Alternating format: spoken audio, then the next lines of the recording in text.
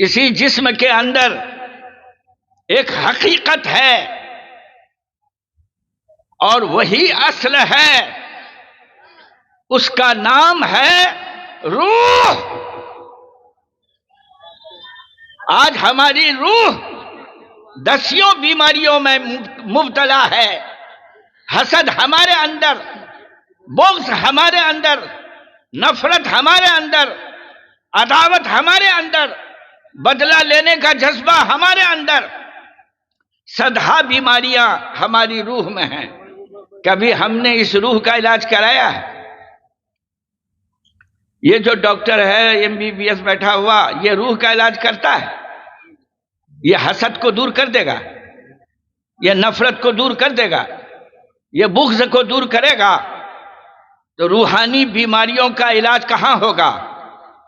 روحانی بیماریوں کا علاج کہاں ہوگا اور کس عمل سے ہوگا؟ تو کان کھول کر سن لیجئے، اگر ہم روحانی بیماریوں کا علاج کرنا چاہتے ہیں تو ہم کو سچی توبہ کرنی ہوگی، اللہ کی جناب میں گر گرا کر، رو دھو کر توبہ کرنی ہوگی کہ اللہ میں نے نادانی میں غیبت کی ہے، چغلی کھائی ہے، میں نے نادانی میں چوری کی ہے، ڈاکہ ڈالا ہے، میں نے ریپ کیا ہے۔ اے خدا، میں اب سچی توبہ کرتا ہوں، ان گناہوں سے میں آئندہ کبھی نہیں کروں گا۔ تو اللہ تبارک و تعالی ہماری توبہ قبول کریں گے انشاءاللہ، ہمارے گناہوں کو معاف کر دیں گے۔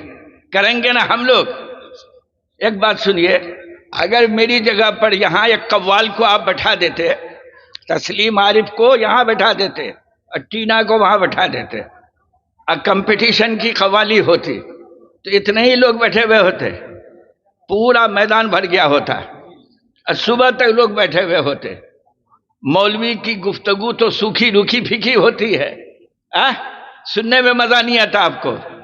سننے میں مزہ آوے نہ آوے، میں جو باتیں آپ کے سامنے نقل کر رہا ہوں وہ ان ہستی کی باتیں ہیں جن کو دنیا الصادق المصدوق کہتی ہے، جو تمام چیزوں سے زیادہ پیار کے لائق ہیں، یہاں تک کہ اولاد سے زیادہ، ماں باپ سے زیادہ، اور سخت پیاس کے وقت ٹھنڈے پانی سے بھی زیادہ محبت اور پیار کے لائق ہیں۔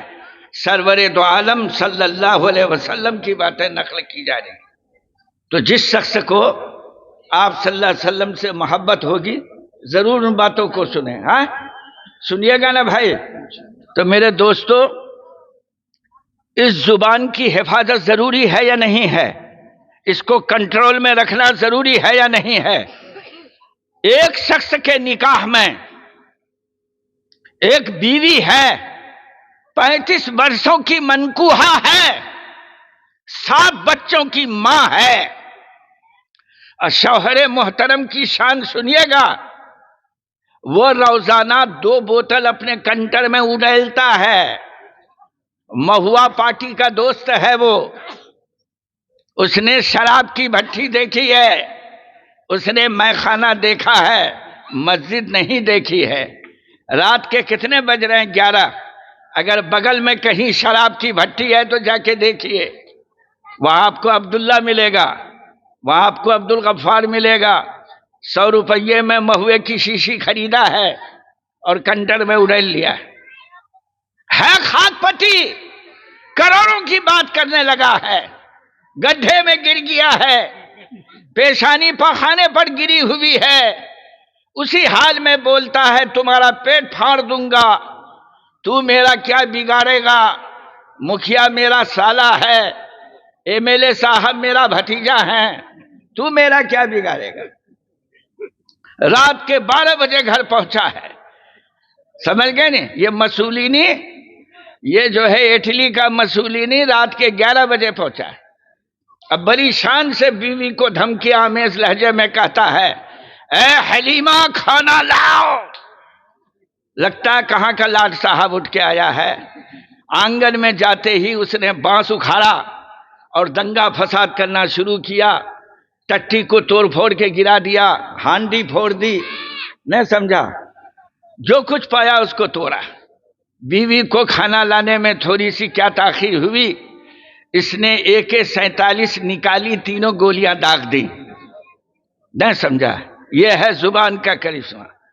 وہ بیوی جو 35 برسوں کی منکوحہ اور بیوی ہے، جس نے ہر دکھ درد میں شوہر کا ساتھ دیا ہے، جس نے شوہر کے گھر کو آباد کیا ہے، جس نے شوہر کے ایک ایک پیسے کی حفاظت کی ہے، پل جھپکتے ہی اس نے اس بیوی کا سہاگ اجاڑ دیا ہے۔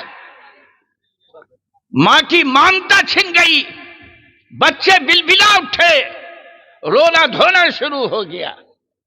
محلے والوں نے اس کی سخت پکڑ کی اور کہنے لگا کہ دیکھو، رات میں تم نے اپنی بیوی کو تینوں طلاق دے دیا ہے، جب تک مولوی سے فتویٰ لے کر نہیں آؤ گے تم کو گاؤں میں رہنے نہیں دیں گے۔ تو یہ PO آفس کا ہیڈ آف ڈپارٹمنٹ گاؤں سے نکلا، میرے پاس پہنچ گیا۔ دفتر لوگوں سے بھرا ہوا تھا، چپکے سے کان میں کہتا ہے کہ حضرت تھوڑا سا اٹھیے نا، آپ سے پرائیویٹ گفتگو ہے۔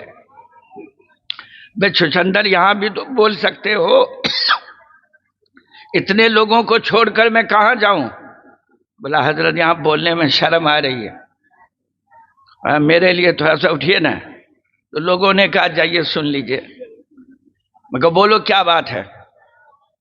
تو جناب عالی فرماتے ہیں آپ دیکھ رہے ہیں میں ریٹائر بڈھا ہو گیا ہوں، آدھے دانت جھڑ گئے، پوپلی مجید بن گیا ہوں۔ میں نے رات میں شراب پی لی تھی اور نشے کی حالت میں نے اپنی بیوی کو طلاق دے دی ہے۔ میں نے پوچھا کتنی طلاق دی ہے؟